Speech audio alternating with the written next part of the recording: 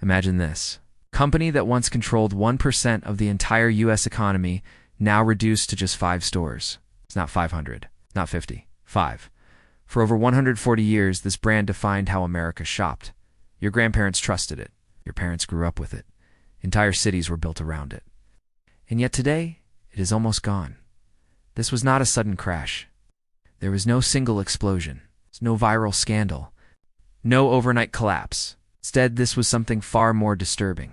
Slow, deliberate dismantling of a retail empire worth tens of billions of dollars. It's a company that wasn't killed by Amazon, but quietly destroyed from the inside, store by store, asset by asset, decision by decision. This is the story of Sears, a giant that didn't fall, but it was taken apart. To understand how shocking Sears' collapse truly was, you first have to understand what Sears once represented. This was not just a retailer.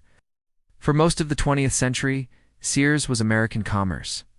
Founded in 1892, Sears pioneered something revolutionary for its time, a massive mail-order catalog that could deliver nearly anything to anyone, anywhere in the United States. Clothes, tools, appliances, even entire houses. Yes, Sears once sold ready-to-build homes, shipped by rail, to families across the country. By the mid-1900s, Sears had become the most powerful retailer on earth.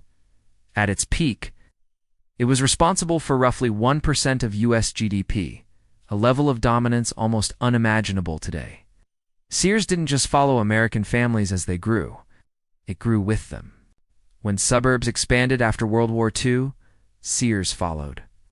When shopping malls became the center of American life, Sears became the anchor. Its private brands, Craftsman, Kenmore, Die Hard, were trusted without question. Sears appliance wasn't trendy, it was dependable, and that trust lasted generations.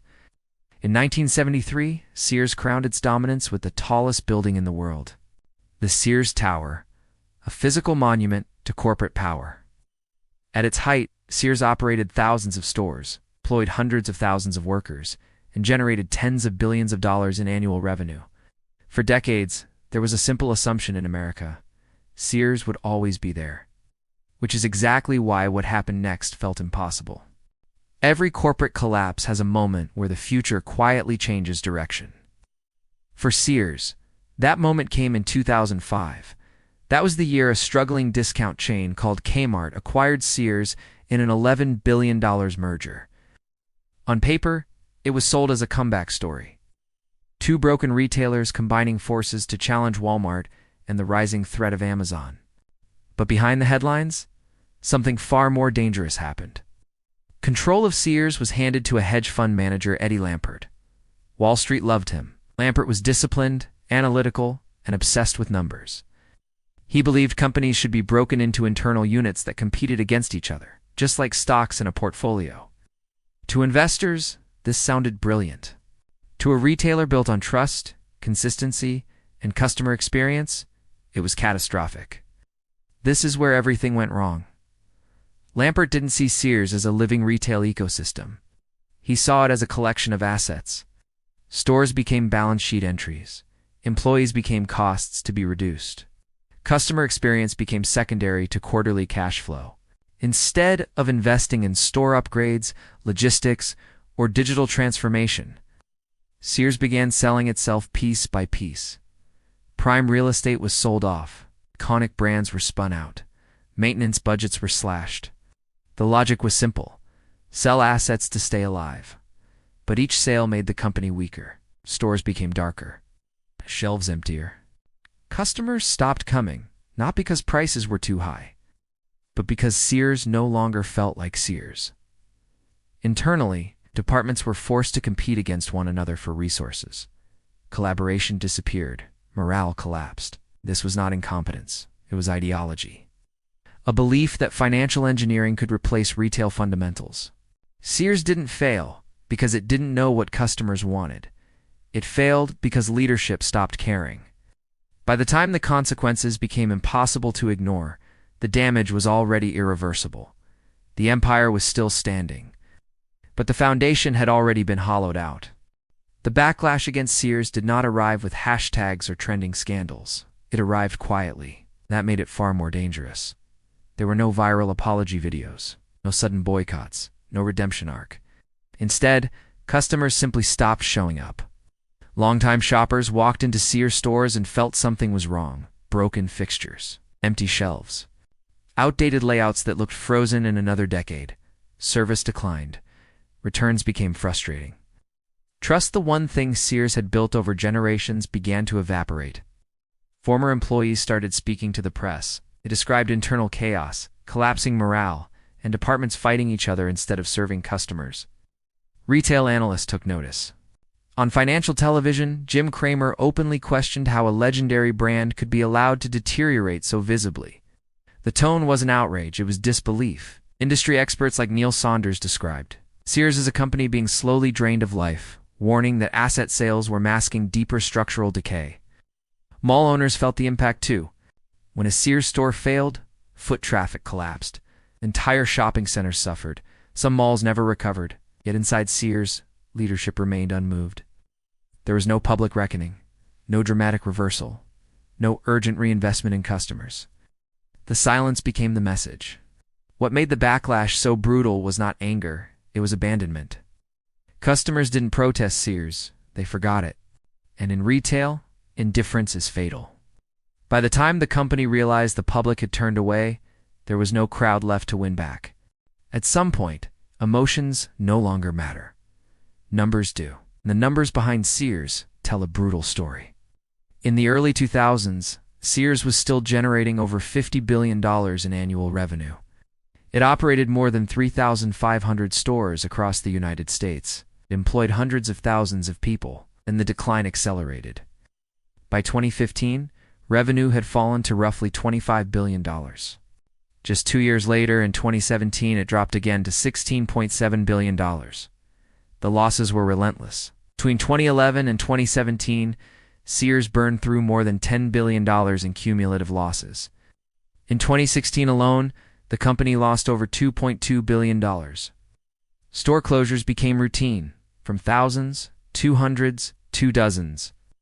By the time Sears filed for Chapter 11 bankruptcy in 2018, only 687 stores remained.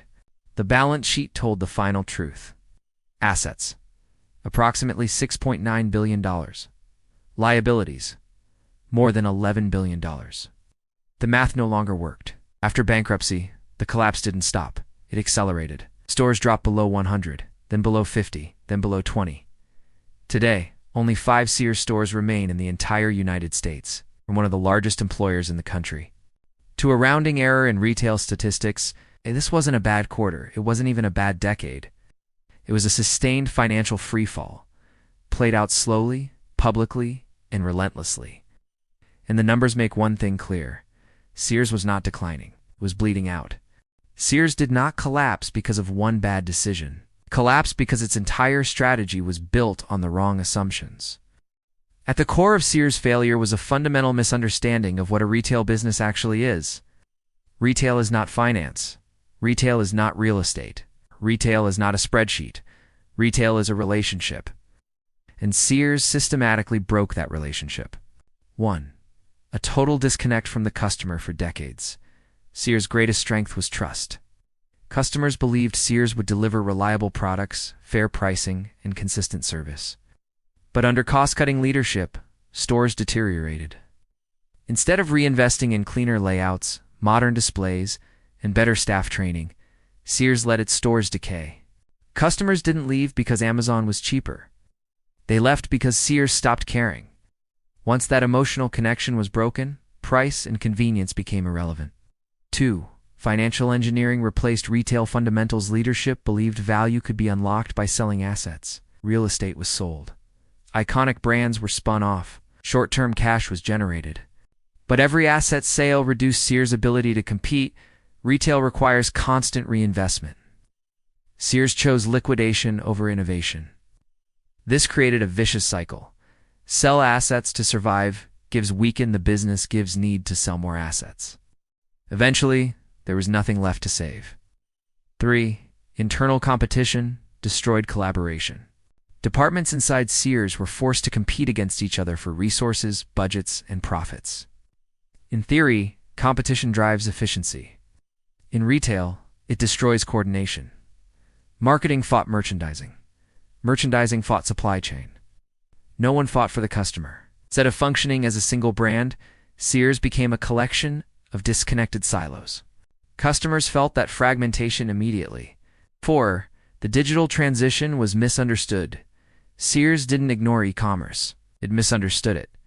Leadership treated online retail as a channel problem, not a business transformation.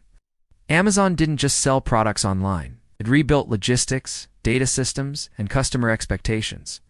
Sears never matched that level of commitment. Digital wasn't underfunded by accident. It was underfunded because leadership didn't believe retail innovation mattered. 5. Culture collapse sealed the fate. When employees stop believing a company has a future, performance collapses. Talented people left, remaining staff disengaged, execution suffered. At that point, even a perfect strategy would have failed. Sears didn't just lose market share, it lost its soul. Once that happened, the collapse was inevitable. When companies collapse, there is usually a moment of accountability. At Sears, that moment never came. There was no dramatic CEO resignation, no public apology, no clean break from the strategy that had failed. Leadership remained in place as the business continued to shrink. Year after year, store closures were announced. Layoffs followed.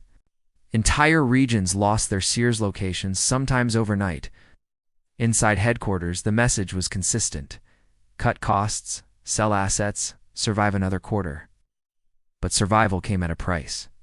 Veteran executives left quietly. Retail talent avoided the company altogether. Decision-making slowed as fear replaced confidence. Board meetings became defensive rather than strategic. The focus was no longer on growth, customers, or innovation. It was on damage control. Meanwhile, tens of thousands of employees paid the price. Careers built over decades disappeared. Pensions were threatened.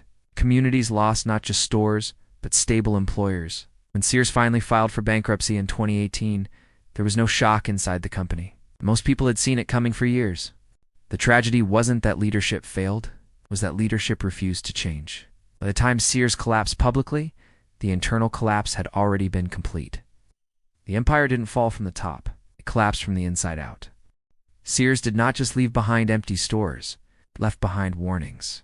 The first lesson is uncomfortable, but undeniable. You cannot cut your way to relevance. Cost reduction is not a strategy. It is a temporary delay of failure. Sears treated investment as waste and customers as numbers.